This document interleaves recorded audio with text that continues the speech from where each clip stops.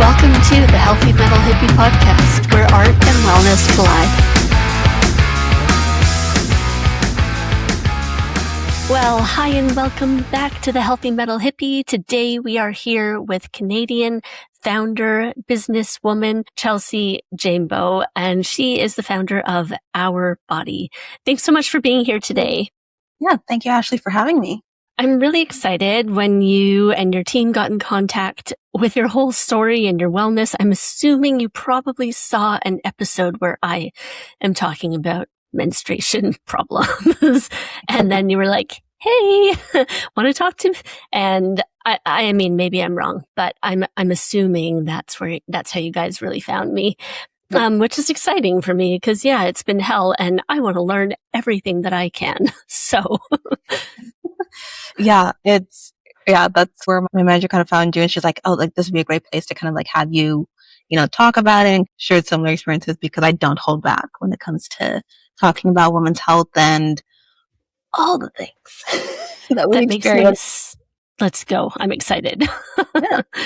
I have your story a little bit. So you started in law school, then there was tech, and then you went on to be an entrepreneur.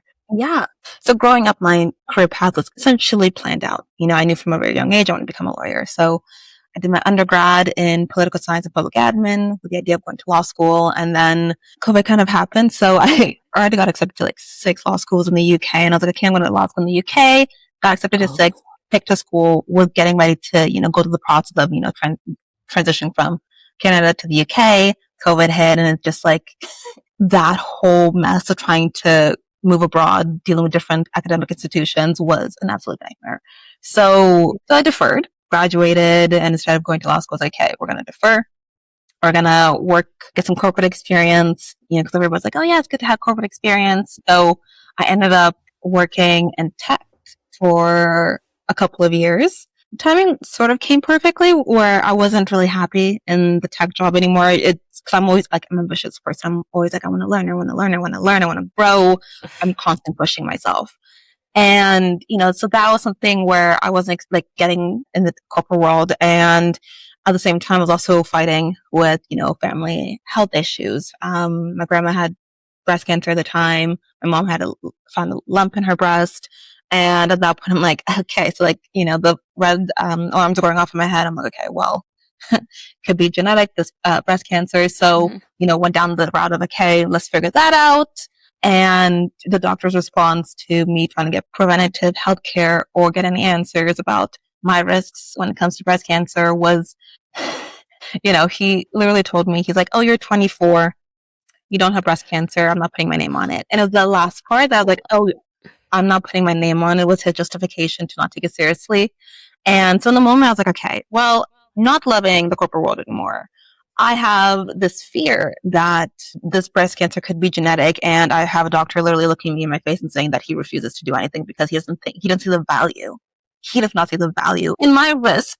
And in that moment, I was like, okay, like I started going down this spiral of just, okay, how can I better support myself? How can I better help myself? And, with all of that came, me creating OURbody and educating myself and finding suppliers and specialists to kind of help formulate these teas. And, that transition went from, okay, well, I'm still in a, corporate job that I'm loving less and less by the day.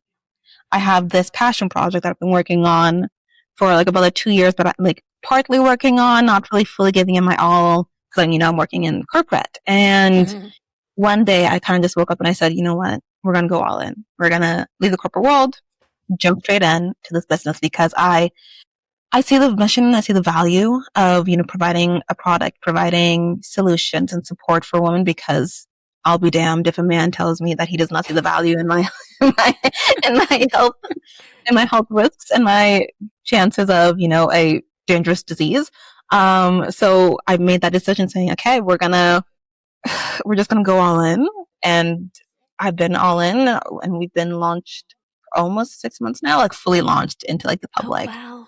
I've been working on this project for about 2.5-ish years now. So a lot has changed from my idea of like, oh yeah, I'm going to be a corporate girl, a lawyer in big law, working, in the corporate side of law, but to now being a entrepreneur and working on my own wellness business. A lot has changed, and it was a big shift.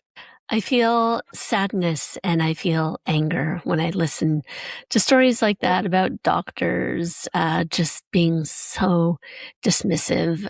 My grandmother and her sister both died of ovarian cancer quite young. I think one was in her 50s, and my grandmother was 69 when she died. So when I was having all the problems that I was having, this intense bleeding, even though I understand that's not a symptom of ovarian cancer, but you have all these thoughts going through your head, like there's clearly something not right. And the doctors, they said to me, come back in a couple of years and, we'll just see. There's nothing wrong with you. And you're like, and this is normal?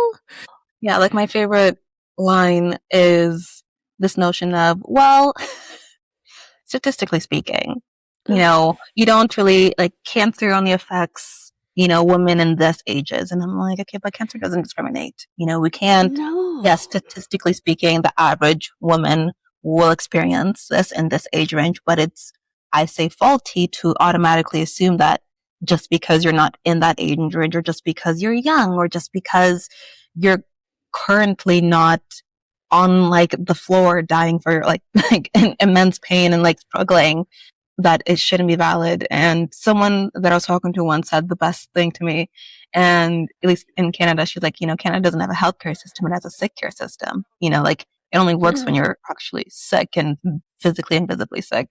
And so there's so many stories like this. Yeah, there are.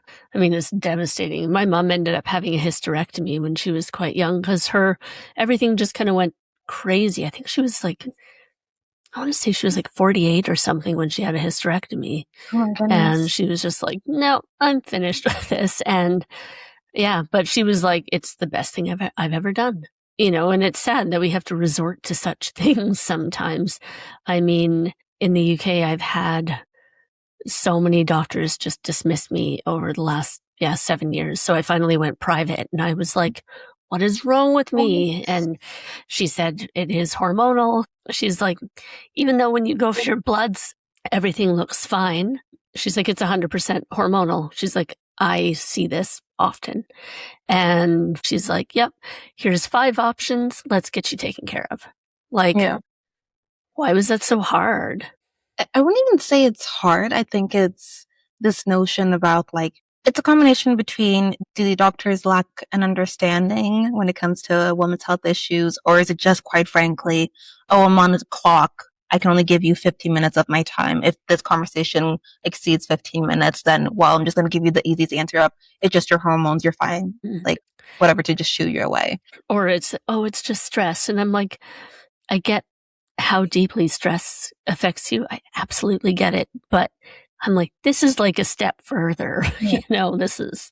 But stress also impacts your hormones, and you're like, there's so like, I hate when doctors just throw around like just the blanket terms, because like, it's just stress or it's just your hormones. Well, one, hormones themselves are so complex, right? They're so fragile, and they're easily impacted by anything and everything. So your lifestyle, your stress levels, what you're eating, what you're putting into your body can easily impact your hormones.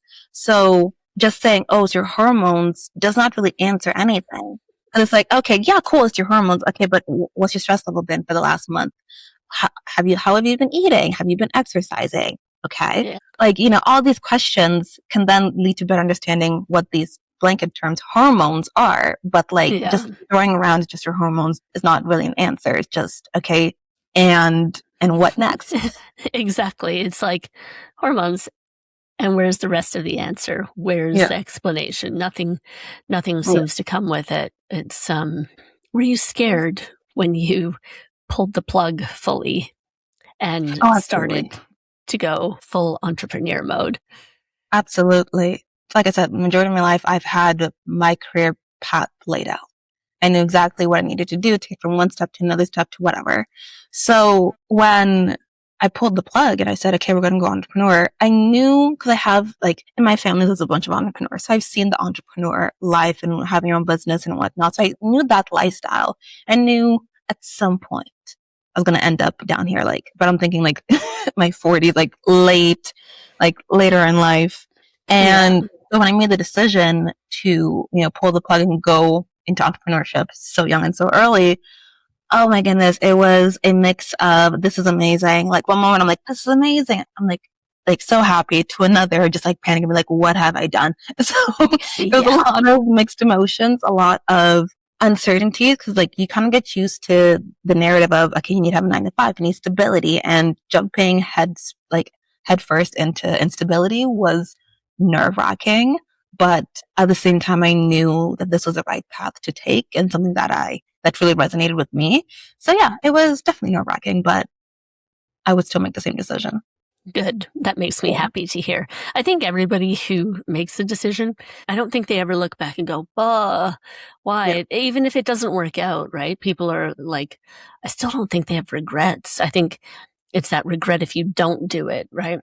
I think like a lot of people have regrets on not doing it. I think because, I talk to so many people, and at least within corporate America, you see people become okay with complacency. They're so used to, well, this is stable, brings in income.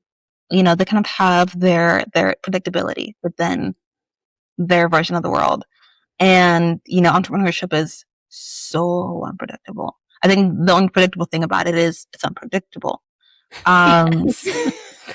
So, I've seen a lot of people, and I've heard a lot of people who've, I wouldn't say like talk more about entrepreneurship, but who have chosen to stay in their 9 to 5, regardless of absolutely hating their 9 to 5 and just being so drained from it and not choosing their passion, or not, going in a different career path, because they're like, well, I don't really know how it's going to go and whatnot. So I think with most entrepreneurs, you already have that conversation with yourself before you even make the jump. You essentially build yourself up. You've been thinking about it. And when you make that decision, you are ready to essentially figure it out.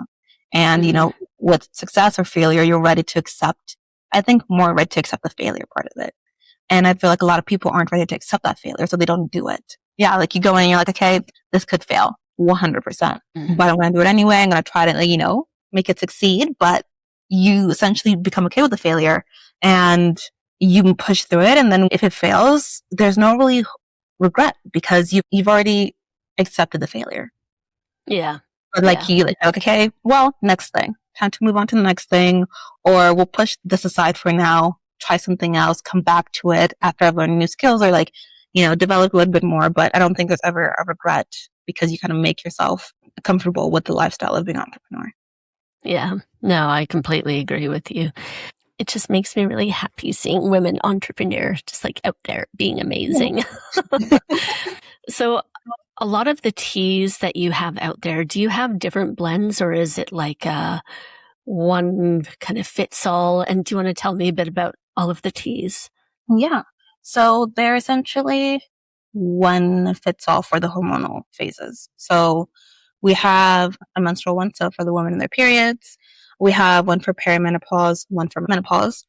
And then we have my one that's typically kind of more quiet, which is the menstrual transition one. So that one in particular is for women who have irregular periods, who are coming off birth control and just experience irregularity when it comes to their cycle. So it's kind of something that's intentionally made for essentially the women who are often, I wouldn't say neglected, but kind of often not really talked about when it comes to menstrual health. And it's, the ones that are suffering a whole different thing when it comes to their menstrual phase. So that one's that one. But, with all these teas, they're essentially they're symptom-based teas. So what they do is they look at the symptoms of each category. So what are the symptoms a woman experiences when she's in her menstrual phase, in her perimenopausal phase, in a menopause phase?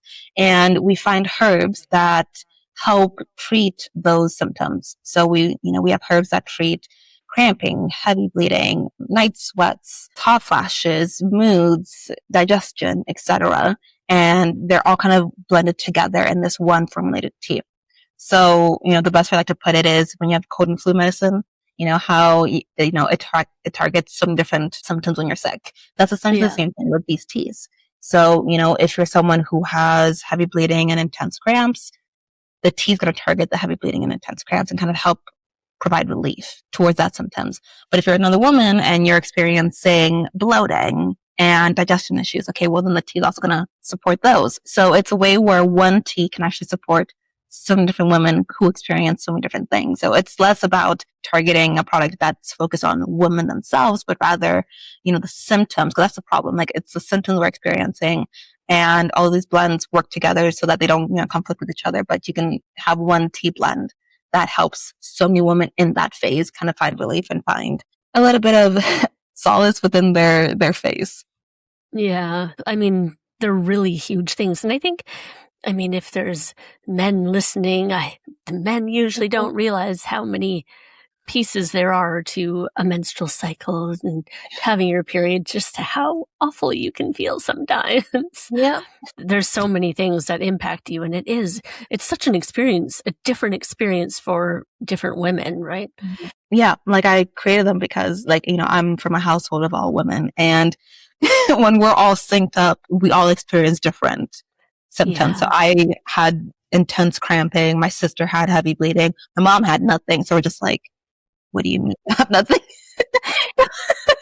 So, we're all women in a household, and yet, the four of us still experience completely different ways on handling this one phase in the hormone cycle. So that's essentially the intentionality behind these teas is, well, one, it gets too complicated to, target each individual one. Okay, well, if you have cramps and bloating and whatnot, but I wanted it to be something that's clear and easy to go. So, you're on your period, or you're in your menopause phase and you're experiencing hot flashes, you're experiencing, mood disruption, you're experiencing digestion and whatnot, or lack of sleep. You can kind of just get one tea that is dedicated to your hormonal phase and what you're going through. And then regardless of how your body's handling that hormonal phase, you can still find support instead of being like, okay, well, I don't know what this is. Because sometimes you don't really know what's going on in your body. And you don't really have time to go in and do a self-analysis of, okay, well, this and this and that. Okay, then I should grab this to help this. It gets too overwhelming, and sometimes it changes. So for me, sometimes my period change, it has a mind of its own. Some months it loves me, some months it hates me. It's constantly changing and moving. So creating a product for me was, okay, well, I need something that's fluid because the female body is fluid. We all experience, each hormonal phase differently, but also our bodies are constantly changing on how we're experiencing. That's not you're going to have intense bleeding all the time. You will have intense bleeding all the time. Sometimes you have intense bleeding with cramps. Sometimes it's intense bleeding. Sometimes you're constantly changing pads and having to layer. So, our bodies are constantly moving. So creating a product that allows us to move and still find support at the same time was something that was important to me when I was creating these teas. And that is so true. After I had some surgery, I didn't have a hysterectomy, but after I've had some surgery and had a coil fitted, I'm not really bleeding at all anymore, which is fabulous. Right. Again, just if whoever's listening hasn't heard it, I was bleeding so heavily that I had clots the size of my fist. I would soak through a Super Plus tampon pad and a pair of period pants, period underwear, through my regular trousers, through my regular pants. Within 15 minutes, I was bleeding. I was not messing around. I was bleeding. Oh my goodness. That, I think, is probably the worst, in heavy bleeding stories I've heard. Yeah. Oh my goodness. So I'm like, where were you then? When I was a teen, it wasn't really that bad. And you know what? I never really got cramps or anything. It was just a flood. Yeah. So it's so true. And I hear about women that are like, oh, I use 3 tampons in my whole period. And I'm like, how? But we're all made differently, and isn't that great? Yeah. It's truly a spectrum, and I don't even think you can linearly map it out how complex it is. Because you had just heavy bleeding but no cramps, but it could be completely different, and it's the female body in itself is, I would say, such a mystery just because it's not predictable in its behavior. Like we can all it's all essentially predict, like, okay, we're going to have our period, we're going to have this, but it can easily change. It can easily flip. It can always you started off having not having as heavy bleeding when you're young, and then it kind of got really heavy. So like that, like your body, like as it grows and it exists, it's changes and it moves around. So, and I love the female body for being complex, but with its complexities, you kind of have to think of out of the box solutions and even more complex solutions. Otherwise, any blanket solution, just anything, just like a blanket solution is probably not going to do anything for women. Think about that too, where you're right. What is it? Oh, have to grab one of these and have one of these and take this and drink that and one of these supplements and eat this diet and blah, blah, blah, blah, blah. If you've combined all of it into a tea and then people don't have to think, amazing. Yeah. Oh yeah, that was my other question. Do you drink it like all the time or do you just drink it like as needed? I don't know. Yeah. So I would say this. So the naturopaths and specialists on my team would tell you, if you truly want herbs to have the best impact within your body, you kind of drink it more regularly. So your body has the properties of the herbs in your system longer. So when, you do experience the symptoms, you can attack it further. I drink it more when I experience the symptoms. So my first day is I quite literally have 10 minutes from when I wake up to before I'm on like the couch curled up in a ball dying. So usually when I'm like, oh my goodness, day one, I grab to the washroom, make sure I'm ready, but I'm like at the same time putting a pot of boiling water on the stove. So that's boiling. I'm dealing with myself in the washroom, come back, and I chug a tea. And usually that kind of helps, kind of like it's in my system. And so by the time my symptoms kind of are warming up and they're ramping up to being intense, the tea has been in my system enough for it to kind of mitigate the intensity of the cramp. And then the more I drink it, the more my body's like, okay, like we're going to soothe and calm down. But yeah, if you're experiencing the symptoms, you can still take it when you're experiencing the symptoms. I would say most women know their body's best. Like I know I have like a very short period of time. Some women can, take a little bit longer or, depending on how their periods are or how their perimenopausal phases or how the menopause phase is, kind of adjust that. But from a naturopath and herbal specialist standpoint, take it before all the time, before your period or before your symptoms, after your symptoms, so your body gets used to the remedies and the properties of the herb, so it's ready to go when you're experiencing it. That makes sense. What about for people say like my mom, for example, people who've had a hysterectomy? Is that still something that they could they still drink it? I mean, would it still have benefits for them? But I have friends who are like in their 40s who have actually just recently have had hysterectomies. That's probably a better example. Yeah. So I would say yes, just because your body's still experiencing those hormonal shifts. I would say it'd probably be different teas, and kind of how your body's handling, not having certain organs. So yeah, you can still have it. It really is based on your symptoms, right? So if you're, post hysterectomy or, experiencing these hormonal shifts and hormonal imbalances within your body, then yes, you can still take you would take like the menopause tea. Yeah. I would assume. Yeah. Yeah. Yeah. So based on whatever symptoms you're experiencing, I think I would go up.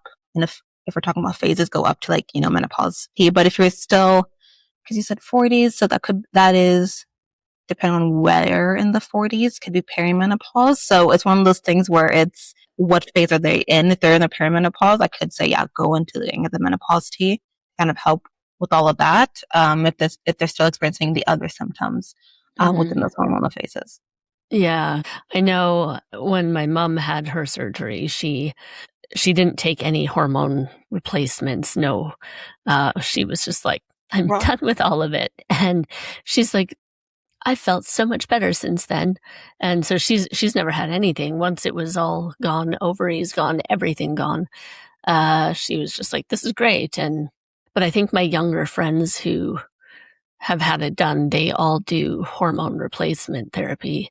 And so I feel like it would probably be good just to balance everything. Yeah. Like it's a weird thing because it's one of those things where your body's essentially been used to kind of having this certain hormonal function and it's like operational function, and now you're not having that anymore. So it's depending on how your body treats it. Like, are your friends experiencing some of the hormonal symptoms that they're experiencing before, minus, the pain or the bleeding or whatnot? If so, then yeah, keep, have something to kind of mellow out those symptoms. But if you have friends who are like your mom, who kind of went through that procedure and stopped having these like all hormonal symptoms as a whole, then I think at that point, then you're good to not take anything. You're good. Just, you're free. Yeah. If you're enjoying life, symptom free, you're safe and you're in the clear. But yeah, I think it really does play a part into how each body handles that procedure and how each body's kind of handling the shift, and where you're sitting after that. Yeah, and I mean it's massive, right? Like, yeah, that was my option 5. I could have gone for 1, and I decided to go for option 4 instead, where they did an ablation, so they just burnt everything, so I can no longer grow a lining. Okay. Yeah, with a microwave. I know it sounds crazy, right? But apparently they I was asleep, so I don't know. But after, were you in any pain? No, none. Oh. I was just kind of like careful about lifting overexertion. It was kind of a weak recovery, but even then they were kind of like, if you have a couple days off, you're fine. But it worked really well for me. Okay. Yeah, that's that is honestly, I will say that is a new one that I've heard. Because I would assume that would be painful, but I guess it sounds like it should be really painful, right?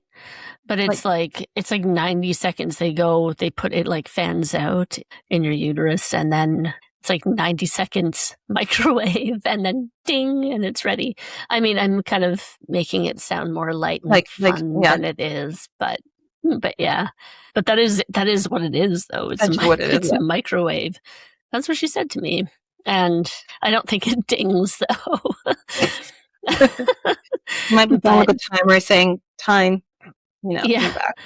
And I haven't had any issues since. The thing is, though, because nothing's been removed or anything like that, I still have the period symptoms, right? I still get bloating. I still have that. That's my other big symptom, is like several horrible days of just like never feeling lower in your life. And you're just like, ugh. I actually don't have them as bad as I used to, but I think some of that was circumstance based. But sometimes it still gets me. And especially if I'm a bit run down or things like that, there's so many things I think as people, but I think especially as women, that we have to look out for in our bodies, right? Yeah, that does. It kind of sucks where you solved one major problem that you're having, but you're still experiencing the other side effects. I mean, I guess your body still it still sees, like your organs and your like uterus, and it still knows that it's there. So it's like, okay, well, we have a practice to do. We kind of have, responsibilities. That time of the month, let's get busy. Yep. And then it's so bizarre, though. But I'm still happy that I went ahead with it. But that's why I sit there going, I think I'm going to need some of your tea, because I honestly, I think it would be a massive help for me, right? So that I can keep that balance going through the month. In a lot of the kit that I got, you talk a lot about ritual and taking care of yourself in all aspects and around your cycle and everything else. Mm-hmm. What does that look like for you? Yeah, for me, it's, when I have my period, I give myself entire grace that entire week. I'm like, okay. So sometimes I have like 10,000 things on my calendar that I need to do. And because how intense my first day is, I just do nothing. And I don't feel guilty about it. I think a lot of us feel guilty about like, oh, well, we have to keep doing this. We have to keep doing that. We have to keep pushing. And I know a lot of us women have essentially become stronger with day-to-day life because we've been told that we have to keep pushing through. When you're stuck in a corporate job or a 9-to-5 job, you essentially have to still go to work when you're, feeling like shit. So for me, I give myself that period of, okay, well, my body right now is going to war with itself. My body is in immense pain, even though I am taking the tea and I'm, mitigating the intensity of that pain. My body still is going through a lot in Yeah. this moment. So instead of just pushing myself for the sake of, I have to, I've been told to, I take it easy. I take it slow. I do not feel guilty about taking midday naps and Yeah. taking it easy, going for walks. My workouts completely change. So if I am in the mood or that's something I'm up to doing, I go for a walk on the treadmill. I really just listen to my body. And I say, okay, instead of me saying, okay, well, I have to do X, Y, and Z because that's just a routine. That's why that's the structure that I've been told or I have for myself. Or, this week I was going to do this and that and this. If my body is quite literally saying, no, I can Yeah. I can do this, I can do that, but I'm not doing it all, then I listen to it and I don't feel bad about it. I take it slow, I take it easy, and I allow myself to try my best to enjoy that moment and kind of okay, it sucks to go through that phase in life, but what sucks more is the expectation and the pressure we put on ourselves to do everything. When we do push, when we are not really physically or emotionally fit to do so, it makes everything take longer anyway, and you recover more slowly, and it's just all this kind of stuff. But there's so much guilt placed on us, I think, especially as women, right? Yeah. Like, you're just, you're just too emotional, or you just don't have those same priorities as us men, and it's like, please. Or my favorite thing was oh, it's just your period. I'm like, maybe it's just my period. Yeah. Do you know what just a period means? And so I've loved seeing videos of men taking the period simulator. That brings me the most joy in life because I'm like, oh, okay, it's just cramps, boys. It's just cramps. Why are you on the floor at level 3? Yes. Oh my God. I saw one yesterday and it really made me laugh because this guy was like, let's go. And then they put it up to 8 and he was like, whoa, he was just dying. I saw another one where it was the girl, she had the thing put on and 2 coworkers, and they had to do basic work tasks, bring some boxes from one thing to another and, give a presentation and do these things. And the girl was just like, yeah, blah, blah, blah. And the guys were like, and you were like, and I'm just laughing so hard because I'm like, yeah, this is just what women do every day. And it's no big deal. But when we say it's a big deal and we're struggling, please listen, because it is. We've probably hit level 17 on the pain and discomfort scale at that point. Yeah. I was reading the other day and it was for that simulator, most women sit at around a 7 on that pain scale. Their everyday life is a 7. And, so I watch until I see 7. I'm like, how are they at 7? And they're on the floor. So it's a funny thing where this pressure is one partly because we've all kind of drank the Kool-Aid and we've all been told, get over it. It's just a period. So we tell ourselves, get over it. It's just a period. We still have to show up to work. We still have to show up for our families. If you have kids, show up for your kids, show up for your partner or whatever. You're essentially told to show up regardless of how badly you're feeling.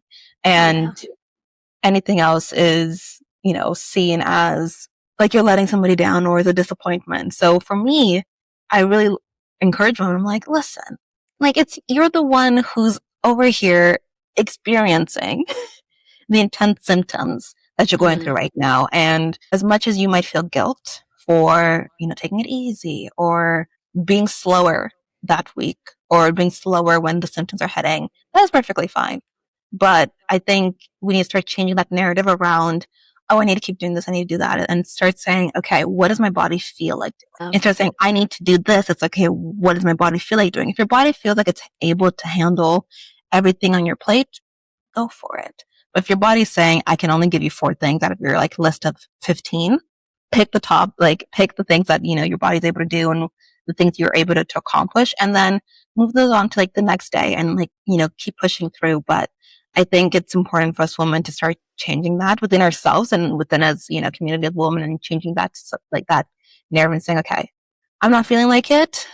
not feeling like it. I'm not gonna let a man guilt trip me into doing more than I'm supposed to when my body's saying, I honestly cannot give you anymore.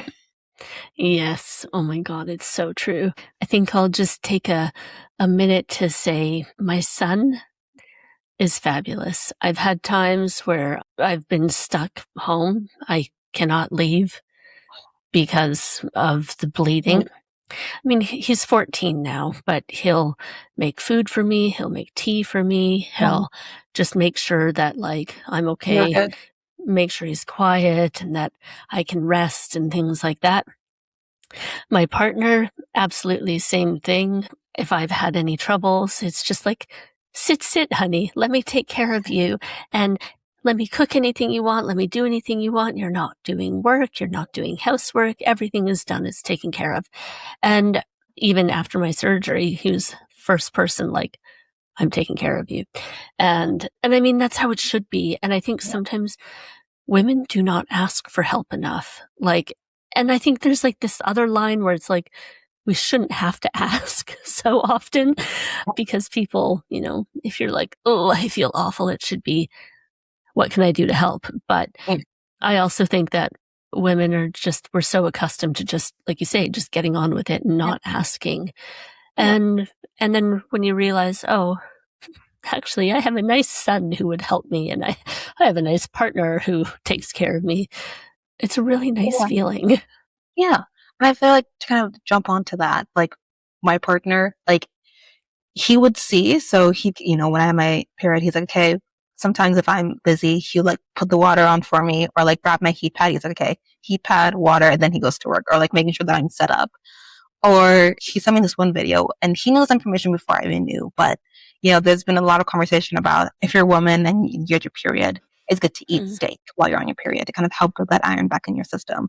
So he was sending a video. He's like, okay, steak on me every time you're on like your period. He's like, okay. I'm like, I just got my period. And he's like, I'll pick up steak on the way home. So just like having a partner who's also tuned in to the realities, like they can see you suffering. My partner And they quite literally, care. yeah. Amazing. Yeah, this one day where I was too slow in consuming my tea and I just had like a bad first day and I was like throwing up and my partner was like, are you okay? And I was like, no, I'm dying. I'm quite literally dying right now. Yeah. He's like, okay, what can I do to help? Like, you know, seeing your loved one in pain should be something enough to, okay, what can I do? Like, you know, quick Google search, you know, or what does she do for herself when she's on her period or experiencing this? Okay, let me do that for her if she's, you know, passed out or like sleeping or like, you know, make sure that, you know, I kind of have things ready for her. And I feel like there are a few men out there who, you know, are kind of just observant enough to want to be able to support their partners and during those times. And then others are just like, oh, well, it's fine because she says she's fine. So, well, she says she's fine. She doesn't need my help. Instead of being like, well, she says she's quote unquote fine, but I can at least warm up her heat pad or at least, you know, put the blanket over her or make or check in once in a while saying, hey, are you okay? Or just, you know, just asking and insisting if she's okay. So there's a saying, if he wanted to, he would, I think kind of resonates. Like, it's not that hard to warm up a heat pad or boil some water or put a blanket over your partner and just rub her back or like whatever. Like, it's kind of little things because you can't really do much for the pain, but you can be supportive when she's going through that. Yeah. And that's the thing. And even if you sit there going, I'm fine, the good fine. ones, they know and they're like, no, you're not fine. And let's take care of you. And that, I think that's the standard women need to set now because damn, too many of us are used to being like, no. And then they just go instead of taking care. I can imagine like being at home quite literally in like immense pain and then having a partner who's playing video games with his friends in the next room laughing and hollering and hee-heeing while you're like on the floor curled up and just like in immense pain. Like that does not seem like it should be something that it is should be normalized or should be accepted and tolerated. I'm like, but it is, right? Yeah. I'm sure. I mean, hell, I have been there. I've been, you know, even if it's not period, if it's just been I'm sick, it's like, you can still make dinner. You can still clean the house. You can still do this and that. I mean, I can, but I shouldn't. And Yeah. And so, so now Yeah. we don't put up with it. And that's the message to all the women listening. Don't put up with it. No, I think it's just being okay to be in that moment. So like even when you're sick, like it's okay to be sick. Yes. 'Cause yeah, like I think if you're sick and you're just allowing yourself to rest, if you're on your period and you're allowing yourself to rest and your partner comes in and says, "Hey babe, where's dinner?" I'm sorry. What do they say in the bin? I'm like, you can see your partner like that. I think, wait a little bit, like to kind of see your partner's response. Cause that would tell you the man you're with or the partner you're with is, okay, if you were physically in a state of unwell, whether it be sick or your period or whatever, you're physically not feeling well and you're still not yourself, but 'cause I feel like we can easily tell ourselves, oh, we're supposed to do this. But, having partners who are like, who don't even ask you, who are like, all you hear is noise in the kitchen. And then you're like, hey, I made dinner. Like, You're like, thank you. or like, hey, you didn't drink water today. Here's some water. Checking on you once in a while. Like, hey, you're good. Goes back. Doesn't even does not ask you to get move a foot, to get up off your bed and kind of do anything and lift a finger. But if you're still sitting in bed and experiencing and having those thoughts of, oh, I should do this and that. And then you get out of bed and you, let's say, go make dinner while you're still sick or while you're in immense period pain, and your partner sees that and just lets you cook dinner without being like, hey, babe, are you okay? Or are you sure?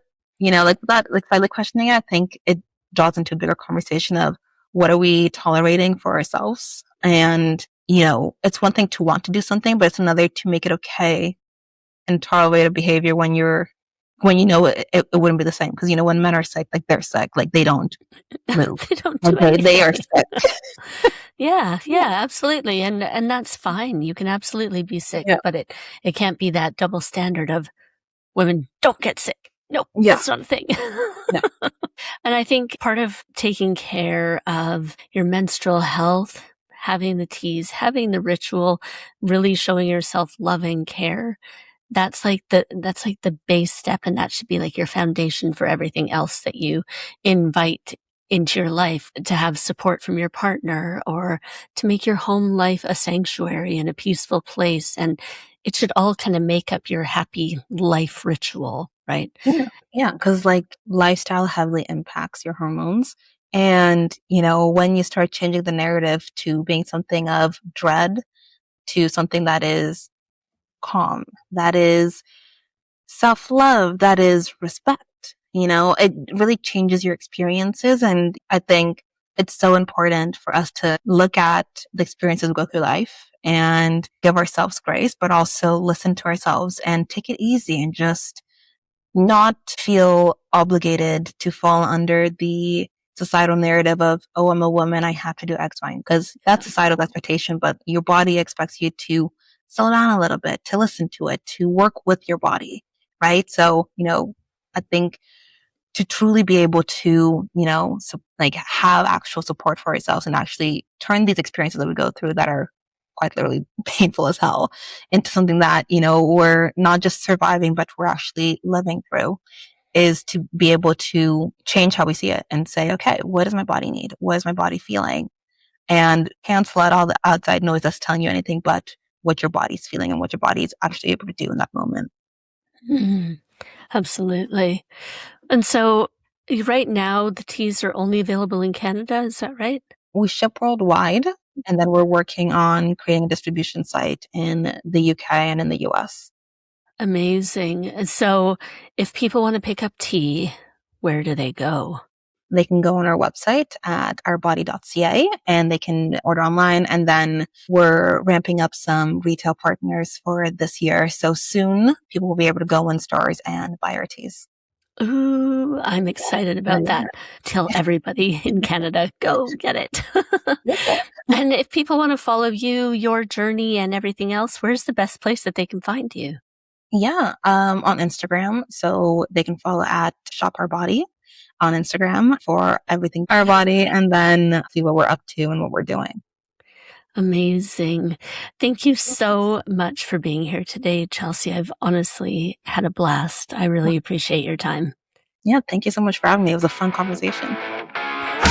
Thanks so much for joining us on the Healthy Metal Hippie podcast. For more ways to connect, go to www.healthymetalhippie.com.